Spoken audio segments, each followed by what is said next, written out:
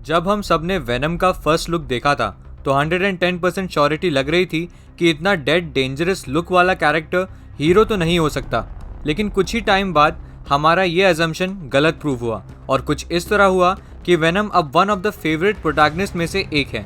लेकिन आज हम जिसके भी बारे में बात करने वाले हैं वो नो डाउट एंटागनिस्ट है, यानी कि एक विलन है।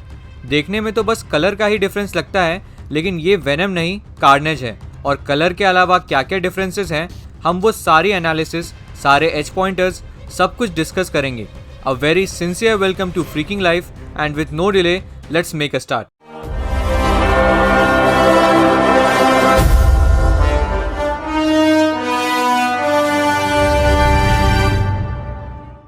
वेनम 2018 के क्रेडिट्स के बीच में हमने टॉम हार्डी के कैरेक्टर एडी ब्रॉक को सैन क्वेंटिन की एक जेल में किसी को विजिट करते हुए देखा था। और वो कोई और नहीं क्लीटस कैसिडी टर्न आउट होता है, जिसे वुडी हैरेल्सन प्ले कर रहे हैं। क्लीटस का नाम लेते ही आप में से जिसने भी मार्वल कॉमिक्स पढ़ी है उन्हें समझ में आ गया होगा कि मैं बात कर रहा हूँ कार्नेज के मेन होस्ट की।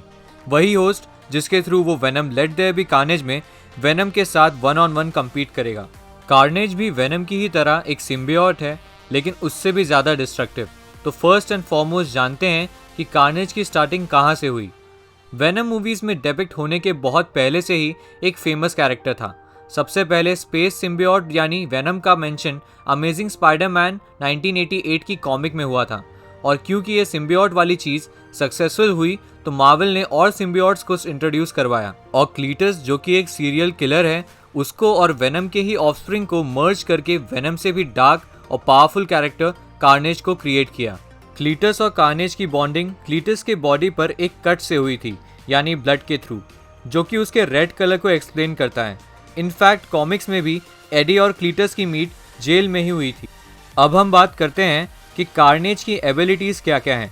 जैसे कि मैंने आपको पहले ही बताया, carnage in a nutshell venom का ही वर्जन है, बस उससे भी ज़्यादा डेंजरस, सिमिलर टाइप की स्ट्रेंथ के साथ और स्पीड कैपेबिलिटीज़ के साथ। वो अपने टेंड्रिल्स या स्पाइक्स को वेपन में कन्वर्ट कर सकता है और उसे शूट भी कर सकता है। साथ ही में इन केस उसे हैवी फिजिकल डिटेरियोरेशन होता है तो वो उसे भी इंस्टेंटली हील कर सकता है। अपने होस्ट की ही तरह वो भी एक साइकोपैथ है जो अपने प्लान्स को एग्जीक्यूट करने के लिए किसी भी लिमिट को क्रॉस कर सकता है। वीकनेस की बात करें तो कार्नेज फायर का फैन नहीं है, यानी उसे फायर डैमेज किया जा सकता है और वेनम की ही तरह उसके अगेंस्ट भी सोनिक वेपन्स यूज़ किए जा सकते हैं।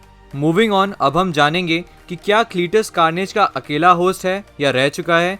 Who else to have had bonded with Carnage? Comics में क्लीटस ऑड वन आउट नहीं है और ऐसे और भी लोग हैं जिन्होंने कार्नेज के साथ मर्ज किया है, जैसे स्पाइडरमैन स्पाइडर कार्नेज में और सिल्वर सर्फर कॉस्मिक कार्नेज में। और क्या मूवी में इन सब का मेंशन होगा या नहीं, इन सब की कोई भी अश्योरिटी नहीं है।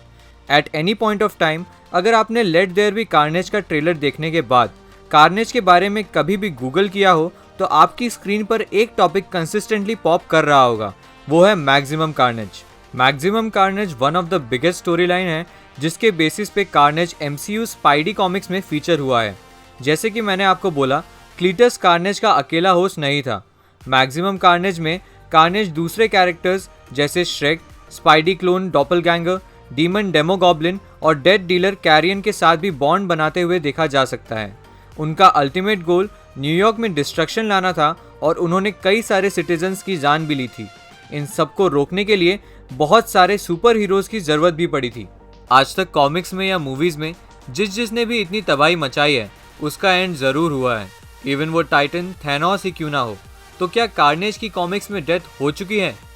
कार्नेज धीरे धीरे बहुत पॉपुलर कॉमिक कैरेक्टर में इवॉल्व हो रहा था और एक स्पेस सिम्बियोट को तो लोगों ने हमेशा से ही प्यार दिया है।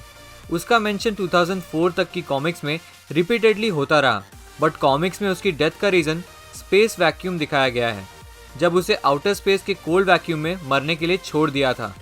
लेकिन अब सब जानते हैं no one really dies in comic books.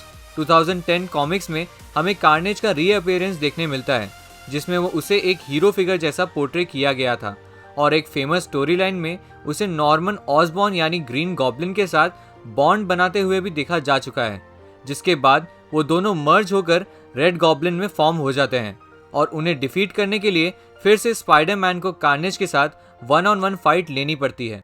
ये सारी बातें तो हो गई कॉमिक्स की, लेकिन डेफिनेटली आपके माइंड में ये थॉट तो ज़रूर आया होगा कि हम कार्नेज को लेट देयर बी कार्नेज के पहले भी किसी भी शो या स्क्रीन पर देख सकते हैं।